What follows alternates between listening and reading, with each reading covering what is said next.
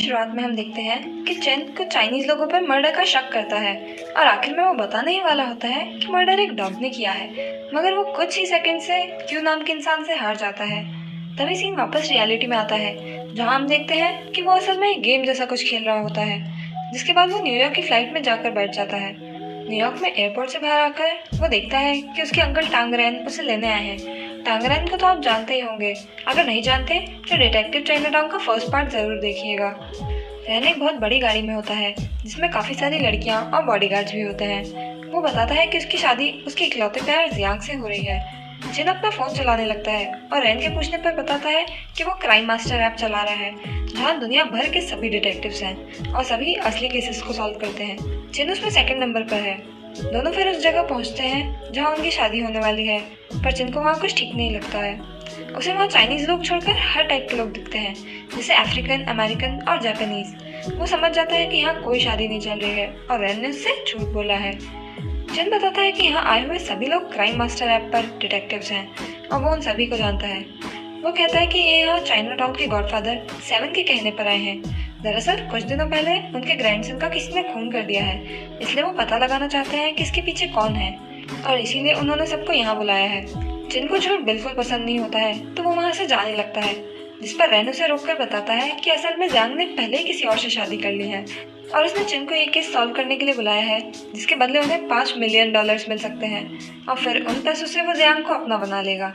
तभी उनके पास से एक खूबसूरत सी पुलिस ऑफिसर निकलती है जिसका नाम यिंग होता है और रैन अब जियांग को भूलकर यिंग का दीवाना हो जाता है। यिंग बिल्डिंग में आती है जहाँ उसकी मुलाकात गुफू नाम के आदमी से होती है। गुफू 7 का बटलर होता है और तभी 7 भी वहाँ आ जाता है। वो बताता है कि डॉक्टर ने कहा है कि उसके पास जीने के लिए बस 1 हफ्ता बचा है, तो उन सभी डिटेक्टिव्स को 1 हफ्ते में पता लगाना है कि उनके ग्रैंडसन को किसने मारा है।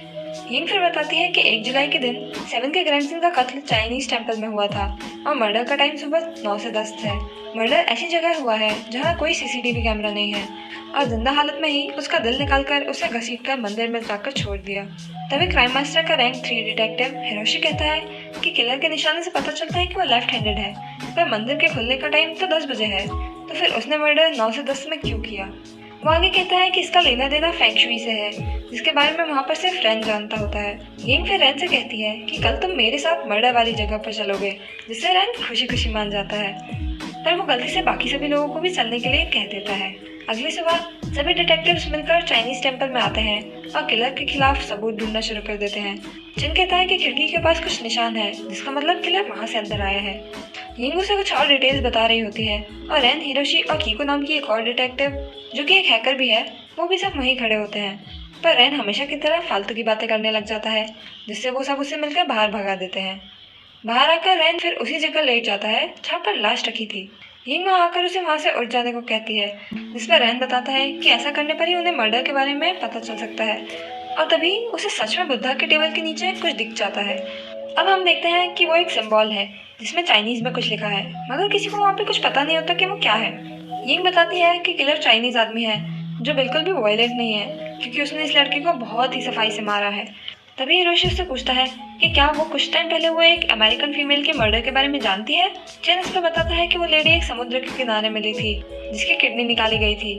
हिरोशी कहता है कि यिन ने अभी तक इन दोनों केस को मिलाया क्यों नहीं, जिस पर यिंग जवाब देती है कि ये दोनों केसेस बहुत अलग हैं, एक में दिल निकाला गया है और एक में किडनी, और दोनों की मर्डर की जगह भी अलग अलग है, पर ऐसा नहीं होता। तभी चिन कीको से सीसीटीवी फुटेज चलाने को कहता है और हिरोशी भी उससे दूसरे सीसीटीवी फुटेज को चलाने के लिए कह देता है। दोनों से फास्ट फॉरवर्ड में देखते हैं और उन्हें एक आदमी दिखाई देता है जो दोनों फुटेज में होता है। इससे सबको समझ आ जाता है कि वही किलर है। कीको सर्च करके बताती है कि उस आदमी का नाम सोंग यी है। उसका वीजा एक्सपायर हो चुका है और अब वो यूएस में इलीगली रह रहा है। गुफू उस आदमी को पकड़ने के लिए जाने लगता है, पर रैन कहता है कि उसे उन्होंने ढूंढा है तो वही उसे पकड़ने जाएंगे। 7 इस पर कहता है कि जो भी किलर को पकड़कर उसके पास लाएगा पैसा उसे ही मिलेगा और सब उसे ढूंढने निकलने लगते हैं। 7 गुफू से कहता है कि अगर नहीं मिला तो उसके सारे पैसे चर्च में चले जाएंगे और गुफू को भी कुछ नहीं मिलेगा और उसके पास अब ज्यादा टाइम नहीं बचा है, तो वो गुफू से पहले उसके कर्मकांड के बारे में बात करना चाहेगा। अब सीन चिन और हिरोशी पर आता है जहाँ हिरोशी कहता है कि अब केस बोरिंग हो चुका है क्योंकि उन्हें किलर का चेहरा पता चल गया है। तो वो वापस अब अपने घर जा रहा है। जिसके बाद कीको वहाँ आकर चिन से उसका नंबर मांग लेती है। अब हम देखते हैं कि एक पहलवान डिटेक्टिव को गुफू चुपके से अपनी कार में बुलाता है और कहता है कि हमें एक टीम बनकर काम करना चाहिए, और फिर जब हम सोंगी को पकड़ लेंगे तुम सारे पैसे रख लेना। मैं बस इतना चाहता हूँ कि मेरे प्लान्स के बीच कोई ना आए। सीन पलटकर चिन और रैन पर आता है। वो भी सोंगी को पकड़ने के लिए निकलते हैं। चिन पूछता है कि अगर एनवाईसी में कोई चाइनीज आएगा तो वो कहाँ रहेगा, जिसके जवाब में रैन कहता है कि चाइना टाउन, और दोनों चाइना टाउन के एक रेस्टोरेंट में आ जाते हैं। वहाँ की ओनर रैन को सोंगी के बारे में कुछ भी बताने से मना कर देती है, पर चिन के पूछने पर वो उसे सब बता देती है। वो कहती है कि सोंगी 2 साल में कई सारी जॉब्स बदल चुका है क्योंकि वो कहीं अच्छे से काम नहीं कर पाता। फिर वो लेडी कुछ डॉक्यूमेंट्स देती है जिससे उन्हें पता चलता है कि इस वक्त सोंगी कहाँ पर काम कर रहा है। चिन फिर ऑनलाइन मैप्स में उस जगह को ढूंढता है और दोनों वहाँ पहुँच जाते हैं। चिन देखता है कि सोंगी कुछ स्टूडेंट्स को एनाटॉमी पढ़ा रहा होता है, पर चिन देखता है कि सोंगी अपना राइट हाथ इस्तेमाल कर रहा है जबकि किलर लेफ्ट हैंडेड है, जिससे उसे ये साबित हो जाता है कि सोंगी किलर नहीं है। वो रैन को ये बात बताता, मगर उससे पहले ही रैन सोंगी के पास पहुंच चुका होता है और उसे मारना शुरू कर देता है। लेकिन फिर वो देखता है कि सोंगी के सारे स्टूडेंट्स बड़े बड़े अफ्रीकन्स हैं जिनके पास गन्स भी है, जिससे चिन आकर उसे बचाता है और दोनों वहाँ से वॉशरूम में आ जाते हैं। चिन बताता है कि सोंगी किलर नहीं है। अब हम देखते हैं कि उसी टाइम गुफू भी सोंगी के पास पहुंच जाता है और उसे किडनैप करवा कर ले जाने लगता है। चिन और रैन वॉशरूम में होने के कारण बच जाते हैं, मगर सब कुछ देख लेते हैं। उन्हें पता चल जाता है कि गुफू जानता है कि सोंगी किलर नहीं है, लेकिन वो सोंगी को यहाँ से ले जाकर मार देगा ताकि किसी को इस बात का पता न चले और 7 गुफू को विनर बता दे। चिन और रैन उसे बचाने की सोचते हैं, मगर वो गुफू को अपना असली चेहरा नहीं दिखा सकते, तो वो दोनों मुर्गी और स्पाइडरमैन बनकर उनका पीछा करते हैं। सोंगी की वैन अब ट्रैफिक में फंस जाती है, जहाँ रैन को फिर से सभी लोगों का ध्यान भटकाना होता है। रैन वैसा ही करता है और सभी गुंडों को अपने पीछे लगा लेता है, मगर एक गुंडा अभी भी सोंगी के पास बैठा रहता है और उसे वहाँ से हटाकर चिन सोंगी को भगाकर ले जाता है। गुफू ये देख लेता है और आधे गुंडे उसके पीछे भेज देता है। अब चिन, रैन और सोंगी तीनों मिलकर एक दूसरे को बचाने की कोशिश करने लग जाते हैं, जिसमें उनके कपड़े तक फट जाते हैं। गुंडों से बचने के लिए फिर तीनों एक आयरिश क्लब में आ जाते हैं, पर वहाँ भी बहुत सारे डरावने काउबॉयज जैसे आदमी बैठे होते हैं। इतने में गुफू और उसके आदमी भी अंदर आ जाते हैं, लेकिन उन्हें वहाँ कोई भी नहीं दिखता क्योंकि तीनों गायब हो चुके होते हैं। गुफू आयरिश लोगों को भी धमकाने की कोशिश करता है, मगर वो गुंडों से काफी ज्यादा खतरनाक होते हैं, जिसके कारण गुफू वहाँ से चुपचाप लौट जाता है। हमें पता चलता है कि उन आयरिश लोगों ने ही चिन, रैन और सोंगी को छुपाया हुआ है क्योंकि उन्हें उनमें से कोई एक पसंद आ गया होता है। रैन को लगता है कि वो चिन ही होगा क्योंकि वो बहुत क्यूट है, मगर आयरिश लोगों के लीडर वहाँ आते हैं और रैन को अपनी गोद में उठाकर डांस करने लगते हैं, जिसे देखकर चिन को बहुत ही मजा आता है। फिर वो आयरिश उसे अपने साथ एक कपल फोटो लेने के लिए चला जाता है और उसके बाद तीनों को वहाँ से सही सलामत चले जाने के लिए कहता है। वो लोग उन्हें कुछ कपड़े भी दे देते हैं। अब रात हो जाती है और बाहर आकर चिन सोंगी से पूछता है कि वो मर्डर के बाद टेम्पल के आसपास क्या कर रहा था। सोंगी बताता है कि वो एक डिटेक्टिव है और क्राइम मास्टर ऐप चलाता है, जहाँ उसे इस केस के बारे में पता चला और वो इन्वेस्टिगेशन करने आ गया। रैन बताता है कि चिन क्राइम मास्टर पर 2nd नंबर पे है, जिससे सोंगी उसे पहचान जाता है और कहता है कि तुम तो मेरे स्टार हो। चिन पूछता है कि क्या तुम्हारे पास कोई सबूत है कि तुम मर्डर वाले दिन अपनी जॉब पर थे, जिस पर सोंगी हाँ कर देता है। रैन इस पर तुरंत पुलिस के पास चलकर उन्हें सब सच बताने को कहता है, पर सोंगी का वीजा एक्सपायर होने के कारण वो न्यूयॉर्क में इलीगली रह रहा होता है, तो वो पुलिस के पास नहीं जा सकता है। अब चिन इस केस को सॉल्व करके असली किलर को ढूंढने का फैसला करता है, जिसके बाद रैन को एक कोट की शॉप दिख जाती है। रैन उसे भी खोलकर चोरी करने के बारे में सोचता है, मगर वो दुकान काफी हाईटेक होती है और रैन की पेन लगते ही उसमें अलार्म बजने लगता है, जिससे कि वो तीनों वहाँ से भाग जाते हैं। वो फिर एक गली में सोने के लिए आ जाते हैं, जहाँ उन्हें लूटने कुछ अमेरिकन आ जाते हैं। चिन और रैन देखते हैं कि उनके पास काफी अच्छे कोट्स हैं, तो वो उन चोरों को ही लूटकर उनके कोट चुराकर वहाँ से भाग जाते हैं। नेक्स्ट सीन यिंग पर आता है, जिसे उसके सीनियर ऑफिसर चिन और रैन की न्यूज देखकर चिल्ला रहे होते हैं और उन्हें वांटेड बना दिया जाता है, क्योंकि एक तो वो एनवाईसी की सड़कों पर बिना कपड़ों के घूम रहे थे, ऊपर से वो एक क्रिमिनल को भी वहाँ से भगा ले गए हैं। वहीं चिन, रैन और सोंगी उस क्राइम सीन पर आते हैं जहाँ उस लेडी की लाश मिली होती है। चिन को लगता है कि शायद उसको कहीं और मारा गया है, मगर फिर उसकी लाश बहकर यहाँ आई है, तो वो अपने फोन में पानी का बहाव चेक करता है और उन्हें सोंगी से पता चलता है कि ये पानी एक बंद पड़ी शिप फैक्ट्री की तरफ से आ रहा है। सोंगी चिन की ज्यादा मदद करने लग जाता है, जिससे रैन को उससे काफी ज्यादा जलन होने लगती है और वो बस सोंगी को दिन भर मारता रहता है। अब तीनों मिलकर उस शिप फैक्ट्री पर पहुंचते हैं और थोड़ा आगे चलने पर उन्हें एक शिप में खून पड़ा हुआ दिखाई देता है। चिन समझ जाता है कि वो लेडी यहाँ से पानी में गिरी और उस किनारे पर पहुंच गई। उन्हें वहाँ भी वैसा ही सिंबल दिखता है जैसा उन्हें टेम्पल में मिला था, और इससे साबित हो जाता है कि दोनों मर्डर्स का किलर एक ही है। और जिनको सीन भी समझ आ जाता है कि कैसे किलर ने उस लेडी को शिप पर मारा होगा, मगर वो जिंदा होगी और बचने की कोशिश कर रही होगी, जिससे वो पानी में गिरी और मर के यहाँ आ गई। अब उन्हें इस सिंबल का मतलब पता लगाना होता है, जिस पर रैन कहता है कि उन्हें अब उनके मास्टर के पास जाना पड़ेगा, जो कि चाइनीज लिटरेचर और हिस्ट्री के महान टीचर हैं और जिन्होंने रैन को भी अपना ज्ञान दिया है। उनका नाम यू होता है और तीनों फिर उसके पास आ जाते हैं। तो मास्टर यू अब बूढ़े हो चुके होते हैं, जिससे उनकी याददाश्त कमजोर हो चुकी है और वो रैन को पहचानने से भी मना कर देते हैं। उन्हें चिन भी एक लड़की जैसा लगता है, जिससे वो बार बार उसे सुंदर लड़की का नाम पूछते रहते हैं। इसी बात का फायदा उठाकर अब चिन यू से उस सिंबल के बारे में पूछ लेता है। यू बताते हैं कि वे बहुत ही शापित सा सिंबल है, इससे आत्माओं का पीछे छुड़ाने के लिए यूज किया जाता है, तो उसकी आत्मा मारने वाले के पीछे ना करे, इसलिए इस सिंबल को यूज किया जाता है। पर ये पहले के टाइम में बुरे लोग किया करते थे और अब ऐसा होना बंद हो चुका है। यू फिर बताते हैं कि इसके बारे में एक बुक में लिखा हुआ है, जो कि न्यूयॉर्क की लाइब्रेरी में है। तो तीनों वहाँ से लाइब्रेरी में आ जाते हैं और सॉन्गी को बुक मिल जाती है, मगर उसका मेन पेज फटा होता है। चिन इससे कीको को मैसेज करता है और बुक के बारे में इंफॉर्मेशन निकालने के लिए कहता है, और उसे पता चलता है कि सॉन्गी पहले भी आकर इस बुक को पढ़ चुका है, जिससे चिन का शक सॉन्गी पर और बन जाता है, मगर वो उससे कुछ नहीं कहता। तीनों बाहर आकर नूडल्स खाते हैं और सॉन्गी कहता है कि पास में ही एक पार्क है, तो उन्हें वहीं चलकर सोना चाहिए। वो पार्क में आते हैं और अचानक देखते हैं कि एक आदमी किसी का मर्डर कर रहा है। चिन और रैन उसका पीछा करना शुरू कर देते हैं। चिन किलर का बहुत देर तक पीछा करता है, मगर फिर एक स्टेशन पर आने के बाद वो किलर उसे नाइफ दिखाता है और चिन डर जाता है, जिससे कि किलर भाग जाता है। रैन और सॉन्गी भी भागते भागते चिन के पास आ जाते हैं, जिस पर चिन सॉन्गी से पूछता है कि तुम कुछ छुपा रहे हो। सॉन्गी बताता है कि उसे टेम्पल पर जाने के लिए क्यू ने कहा था। उसी ने सॉन्गी को केस के बारे में सब बताया था और इसके बारे में पता लगाने को कहा था। क्यू उस वक्त अमेरिका में नहीं था, मगर उसे केस में बहुत इंटरेस्ट था। पर सॉन्गी आगे बताता है कि जब से वो वांटेड हुआ है, क्यू ने उसका रिप्लाई देना छोड़ दिया है। रैन कहता है कि शायद क्यू ही असली किलर है, इसलिए उसने सॉन्गी को फंसा दिया है। चिन को भी यही लगता है। वो फिर दोबारा उस पार्क में आ जाते हैं, मगर तब तक पुलिस वहाँ आ चुकी होती है। यिंग भी वहाँ आती है और उसे लाश की ऐसी हालत देखकर उल्टियाँ आ जाती है। एक यंग और हैंडसम डॉक्टर वहाँ आता है और यिंग से बात करने लग जाता है। रैन को उसे देखकर बहुत बुरा लगता है। वो पूछता है कि आखिर यहाँ पुलिस कैसे आ गई, जिस पर सॉन्गी बताता है कि तुमने ही घबरा कर पुलिस को कॉल कर दिया था।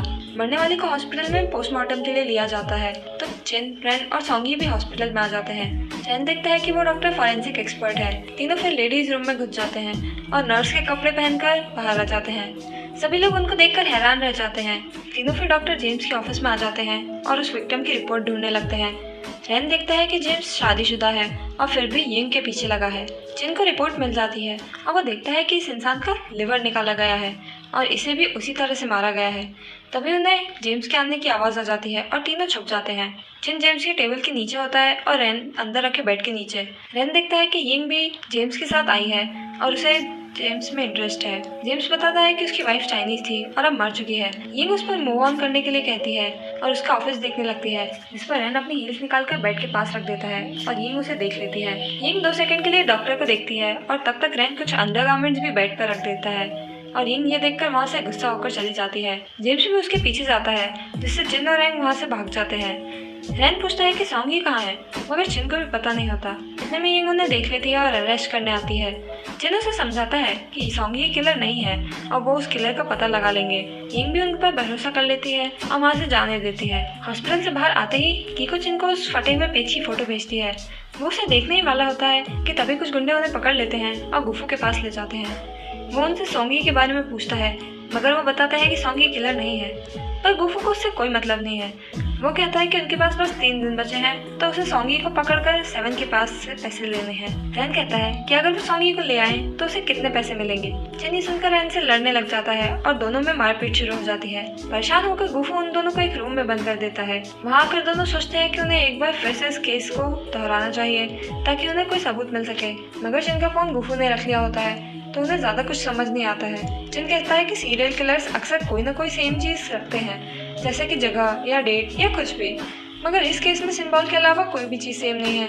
चिन को कीको की भेजी हुई फोटो कुछ याद होती है, तो वैसी ही चीज दीवार पर बना देता है और रैन उसे दोबारा से हर एक केस के बारे में बताने को कहता है। उसे समझ आता है कि पहला मर्डर फायर टेम्पल में हुआ है और उसका हार्ट निकाला गया है, जो कि एक फायर एलिमेंट है और टाइम भी फायर टाइम है।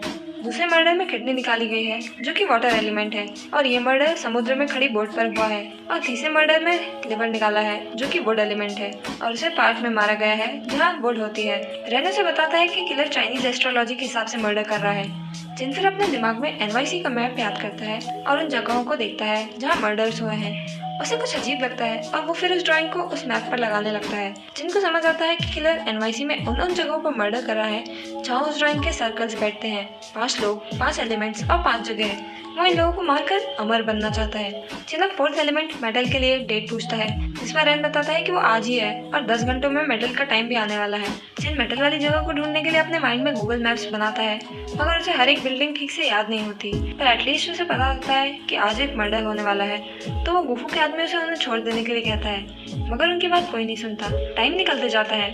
चिन रेन से कहता है कि तुम्हें भगवान से प्रार्थना करनी चाहिए कि हमें वो यहाँ से जल्दी निकाल दे, और रेन घुटनों पर बैठकर भगवान से मदद मांगने लग जाता है। तभी अचानक से गेट अपने आप खुल जाता है, लेकिन वो असल में कीको होती है जो आकर उन्हें बचाती है। कीको शुरुआत से ही उन्हें ट्रैक कर रही होती है, जिससे किलर को तो चिन और रेन ही ढूंढेंगे, मगर उसके मिलते ही कीको वहाँ आकर सारा क्रेडिट ले लेगी। वो बताती है कि उसने गुफू और उसके आदमियों के रोज के खाने का रूटीन चेक किया और अभी वाले खाने में नींद की दवा मिला दी, जिससे सब लोग सो गए हैं और वो अंदर आ गई। अब तीनों वहाँ से बाहर निकलते हैं और अपने मोबाइल की मदद से चिन पता लगाता है कि मेटल वाली जगह किलर के लिए अब एक शुगर की फैक्ट्री है। तीनों वहाँ जाने लगते हैं, जहाँ रास्ते में कीको देखती है कि क्यू ने एक पोस्ट डाली है और लिखा है कि जो भी 1 घंटे में उस शुगर फैक्ट्री में पहुंचेगा उसे $5 मिलियन और किलर मिल जाएगा। वो सबसे पहले वहाँ पहुँचते हैं और देखते हैं कि सोंगी भी उसी वक्त वहाँ आया है। सब मिलकर फिर फैक्ट्री में जाने लगते हैं, जहाँ धीरे धीरे और भी लोग आना शुरू कर देते हैं, यहाँ तक कि पुलिस और गुफू भी। फैक्ट्री में अंधेरा होने के कारण किसी को कुछ ज्यादा दिखाई नहीं देता, तो सब इधर उधर हो जाते हैं और हर एक पर अटैक करने लग जाते हैं। कुछ देर बाद एक पुलिस वाली को एक लाश मिलती है जो कि असल में गुफू की होती है। सबको लगता है कि सोंगी ने किया है, तो वो उसे पकड़ने की कोशिश करने लगते हैं, मगर सोंगी बार बार लाइट के आने जाने से बच जाता है। कुछ देर बाद वहाँ सीनियर ऑफिसर आ जाते हैं और गुफू के लोगों के अलावा सभी को अरेस्ट कर लेते हैं, क्योंकि गुफू के लोग 7 के अंडर काम करते हैं। अब सारे डिटेक्टिव सोंगी के साथ एक ही लॉकअप में बंद कर दिए जाते हैं, जिसके कारण उन्हें बहुत गुस्सा आता है। लेकिन चिन उन्हें बताता है कि सोंगी किलर नहीं है। कीको कहती है कि पैसों के लिए अब हमें रियल किलर को ढूंढना पड़ेगा, और इतने में वहाँ यिंग आ जाती है। चिन उसे बताता है कि किलर कल अपना लास्ट मर्डर करेगा और उसे टाइम भी बता देता है, मगर जगह पता न होने के कारण यिंग कुछ नहीं कर पाती है और उससे बस सोंगी को कोर्ट में बचाने के लिए कहकर वहाँ से चली जाती है। रेन कहता है कि हमें पता क्यों नहीं चला कि अगला मर्डर गुफू का होगा। जिनका दिमाग इससे खुलता है, वो सोचता है कि किलर को कैसे पता चलता है कि उसे इन सबको मारना है, और ये एलिमेंट्स इनमें है। ये सिर्फ पर्सनल इन्फॉर्मेशन से मिलता है, जिसका मतलब किलर पुलिस या ऐसी जगह काम करता है जहाँ उसे लोगों की इन्फॉर्मेशन मिल सके। जिन कीको उसे पता लगाने को कहता है, पर वो लोग लॉकअप में होते हैं, तो कीको के पास उसका लैपटॉप नहीं होता। कीको कहती है कि ऐसा हो ही नहीं सकता है कि एक हैकर के पास उसका कंप्यूटर या डिवाइस ना हो, और वो अपनी ज्वेलरी के सहारे एक डिजिटल स्क्रीन बना लेती है, क्योंकि उसकी ज्वेलरी असल में कंप्यूटर के पार्ट्स होते हैं। वहीं दूसरी तरफ हमने देखा कि यिंग जेम्स से मिलने उसके हॉस्पिटल आई है और नर्स बताती है कि जेम्स ऑटोप्सी रूम में है, तो यिंग वहाँ चली जाती है। यहाँ कीको एक प्रोजेक्टर स्क्रीन खोलती है और जिन को वहाँ बुलाती है, पर हम देखते हैं कि जिन दूर बैठकर अपने ही ख्यालों में खोया है। उसे अचानक से समझ आता है कि डॉक्टर की वाइफ चाइनीज थी और उसके सरनेम में फील्ड आता था, यानी कि धरती, जो कि किलर का अगला एलिमेंट है। वो कीको से पूछता है कि क्या सभी विक्टिम्स को एक ही हॉस्पिटल में ले जाया गया है, और कीको हाँ कहती है। ये वही हॉस्पिटल होता है जो कि जेम्स का है। नेक्स्ट सीन यिंग पर आता है। जेम्स गुफू की बॉडी को देख रहा होता है और यिंग के वहाँ आ जाने पर उसके लिए कॉफी लेने चला जाता है। वहीं चिन रेंग को बताता है कि हम एक चाइनीज किलर को ढूंढने की कोशिश कर रहे थे, लेकिन असल में स्टेशन पर किलर के हाथ में सर्जिकल नाइफ था।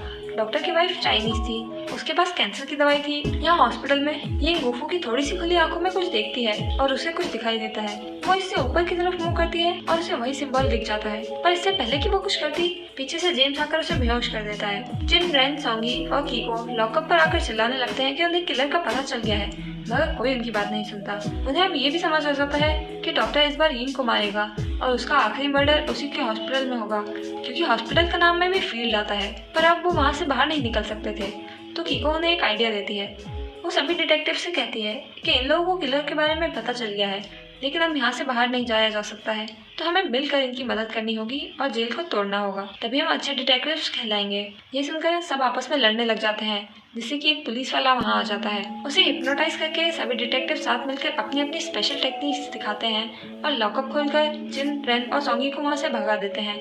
वो तीनों पुलिस स्टेशन से तो आराम से बाहर आ जाते हैं, मगर बाहर गुफू के आदमी बैठे होते हैं। जो उन्हें मारने के पीछे आने लगते हैं। तीनों भागते भागते चाइना टाउन पहुँचते हैं और एक जगह आकर फंस जाते हैं। तभी उनके ऊपर से रैन के मास्टर यूं उड़ते हुए आते हैं कि चाइना टाउन में मेरे स्टूडेंट को कोई हाथ नहीं लगा सकता है। रैन देखता है कि मास्टर को सब याद आ गया है और वो खुश हो जाता है कि वो बच जाएंगे, मगर दो गुंडे आगे आकर मास्टर को मारना शुरू कर देते हैं। थोड़ी बहुत मार खाने के बाद मास्टर को गुस्सा आ जाता है और फिर वो जमकर गुंडों की धुलाई करते हैं। बाकी के गुंडे उन्हें मारने आते हैं। इतने में मास्टर अपनी बाकी के स्टूडेंट्स को बुला लेते हैं, जो कि बहुत ही बुढ़े और बहुत ही छोटे से बच्चे होते हैं, लेकिन वो गुंडों को संभाल लेते हैं और मास्टर रैन को हॉस्पिटल जाने के लिए कार दे देते हैं। पुलिस भी अब उनके पीछे लग चुकी होती है और कुछ टाइम में उनकी कार का एक्सीडेंट हो जाता है। तीनों फिर भागते हैं और एक कैरियज में बैठ जाते हैं, जिसके कारण पुलिस उनके पीछे वापस आने लग जाती है और यहाँ तक कि हेलीकॉप्टर भी मंगवा लिया जाता है, जो कि टीवी पर उन्हें लाइव दिखाता है। वो तीनों भी अब बेशरम बनकर कैमरे के लिए पोज करने लग जाते हैं, पर पुलिस फिर घोड़े पर बेहोशी का शॉट लगा देती है,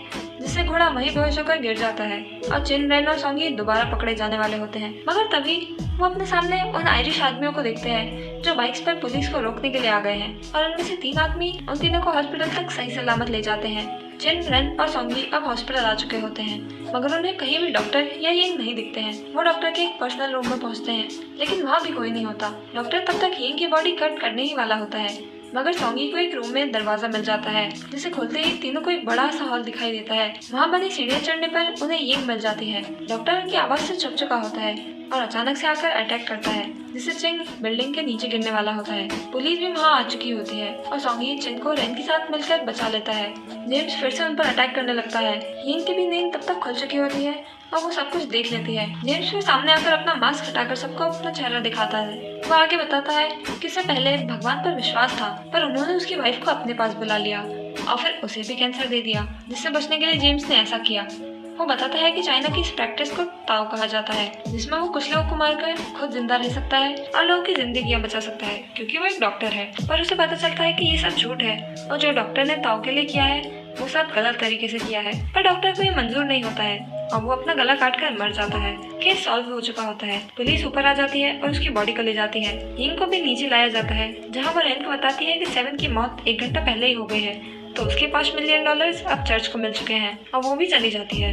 इतने में चिन उसके पास आता है और रैन उससे सोंगी के बारे में पूछने लगता है। चिन बताता है कि पुलिस के आ जाने के कारण सोंगी यहाँ से भाग चुका है। वो फिर सोंगी से की हुई कुछ बातें याद करने लगता है और सीन कुछ ही मिनटों के पहले आ जाता है, जहाँ हम देखते हैं कि चिन को सोंगी के इरादे पता चल चुके हैं। वो सोंगी से कहता है कि मैं जानता हूँ कि गुफू को तुमने मारा है। तुम्हारी बहन जो कि 1 साल पहले गायब हुई थी, उसे गुफू ने बेच दिया है, क्योंकि वो इसी का धंधा करता है और इस केस का फायदा उठाते हुए तुमने उसे मार दिया है। असल में तुम ही क्यों हो और तुमने ही सबको फैक्ट्री में बुलाया था। उस चाइनीज बुक को पढ़कर सोंगी किलर का पैटर्न समझ चुका था और उसे पता था कि अगला मर्डर कहाँ होने वाला है। तो सोंगी ने किलर वाली लाश अपनी कार में छुपा ली और गुफू की लाश रख दी, ताकि सभी लोगों को लगे कि खून गुफू का हुआ है, क्योंकि जैसे कि हमने देखा है कि चिन और रैन से पहले ही सोंगी फैक्ट्री आ चुका था, पर असल में वहाँ से वापस जा रहा था। वो वहाँ पर आने का नाटक करने लगा, तो सोंगी ये बात मानने से मना करके वहाँ से चले जाता है। चिन और रैन के जाने का टाइम आ जाता है और कीको और यिंग उन्हें बाय कहने आते हैं, जहाँ कीको बताती है कि सोंगी क्यों नहीं है, क्योंकि क्यों अमेरिका में ही नहीं है, जिससे चिन को शॉक लग जाता है। कुछ देर बाद रैन को एक कॉल आता है और उसे एक और बड़ा केस मिलता है, जिसे सुने बिना ही चिन वहाँ से भागने लग जाता है, पर रैन जैसे तैसे उसे मना लेता है और बताता है कि उनका अगला मिशन टोक्यो में है। वहीं हम देखते हैं कि टोक्यो में हिरोशी भी इसी केस को सुनता है और चिल्लाता है कि ये बहुत ही मुश्किल है और मूवी एंड हो जाती है। अब टोक्यो में क्या होता है और चिन और रैन का न्यू एडवेंचर क्या होगा, ये जानने के लिए नेक्स्ट पार्ट जरूर देखिएगा।